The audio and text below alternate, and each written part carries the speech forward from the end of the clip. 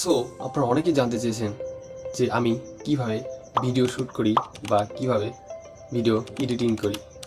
Video editing করতে কি কোনো দামি ক্যামেরা ব্যবহার করি নাকি কোনো নর্মাল ফোন দিয়ে আমি আমার এই ভিডিওগুলো করে থাকি।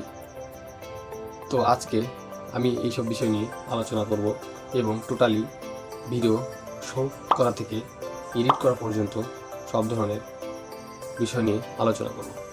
আর আপনারা নর্মাল রুম থেকে কিভাবে পিসি সেটআপের মতো রুম সেটআপ করবেন তার টোটালি ভিডিও আজকে আমি আপনাদের এডিটিংয়ের মাধ্যমে সকল বিষয় জানিয়ে দেব এবং দেখিয়ে দেব আপনি নর্মাল রুম কিভাবে পিসি সেটআপ রুম করে নেবেন আমার মতো। তো প্রথমে আপনার ফোনে থাকা ক্যাপকাট অ্যাপ্লিকেশনটি ওপেন করবেন। এরপর নিউ প্রজেক্টে ক্লিক করবেন।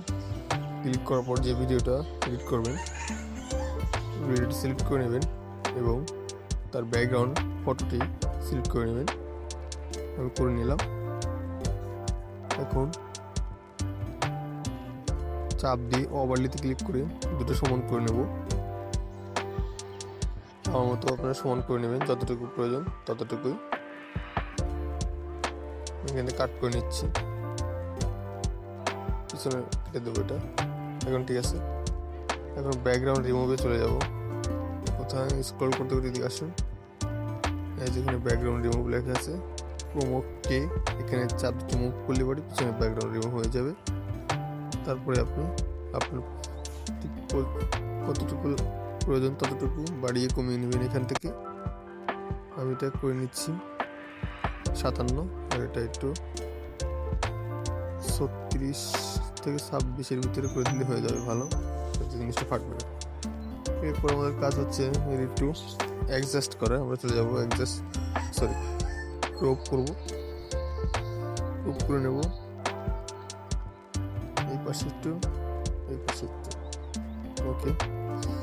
এখন আমরা পজিশন মতো বসিয়ে নেব। বসিয়ে নেওয়ার পর হয়ে গেল বসিয়ে নেওয়া। এখন আমরা একটু অ্যাডজাস্ট করে নেব। ব্রাইটনেস বাড়িয়ে দিই, সেন্সিটিভিটি একটু কমিয়ে দেবো। এটা হাফ,